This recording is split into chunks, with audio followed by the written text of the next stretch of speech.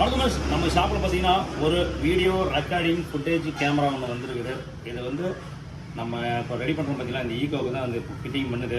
Party வந்து கேட்டாப்புல எனக்கு வந்து ரெக்கார்டிங் ஃபுட்டேஜ் கேமரா வேணும் அப்படின்னாப்புல. அதனால தான் இந்த பிராண்டு, இந்த பியானோ அப்படிங்கிற அந்த பிராண்டு போடுது. சரி, இது எப்படி இதுன்னு பார்க்கலாம் வாங்க உள்ள.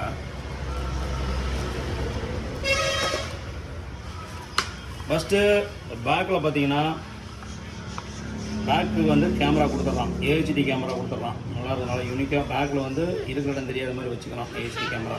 இது ஒன்று.